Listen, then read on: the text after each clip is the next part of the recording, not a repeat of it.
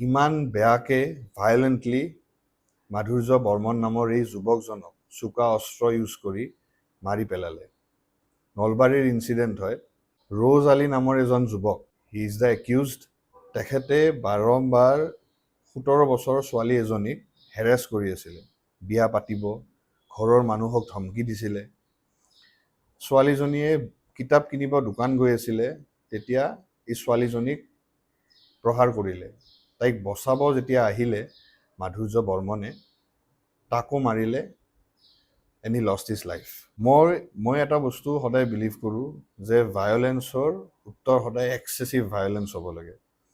ইয়াক যেনেকৈ মাৰিছে তাকো তেনেকৈ মাৰিব লাগে। আৰু গুড নিউজটো হ'ল 24 ঘণ্টাৰ ভিতৰতে ৰ'জ আলীৰো এনকাউণ্টাৰ হ'ল। এতিয়া ছোৱালীজনীক বচাব গৈ বেচেৰা মাধুৰ্য বৰ্মন সি মৰিলে, ৰ'জ আলী এনকাউণ্টাৰত মৰিলে, ছোৱালীজনী এতিয়া ক্ৰিটিকেল কণ্ডিশ্যনত আছে।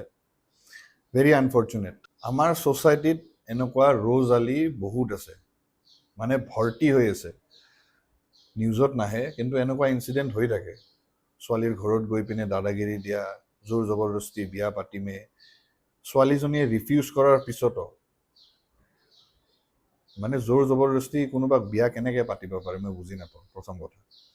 আৰু যেতিয়া ইনিচিয়েলি ছোৱালীজনীক হেৰেছ কৰি আছিলে, ঘৰৰ মানুহক গৈ টৰ্চাৰ কৰি আছিলে, সেইটো সময়ত যদি কিবা এটা ষ্ট্ৰিক্ট একশ্যন যদি ল'লে হয়, মে বি আজিৰ এই ইনচিডেণ্টটো নহ'লে হয় চাগে। আপোনালোকে যদি কেতিয়াবা এনেকুৱা ইনচিডেণ্ট শুনে, গম পায়, বা আপুনি নিজেই যদি ফেচ কৰি আছে, initially at the very beginning bold step কিছুমান ল'ব। ইনিচিয়েলি এট দ্য বিগিনিং যদি ষ্টেপছ নলয়, তেতিয়া এইবিলাক বদমাছে আৰু চান্স পায়।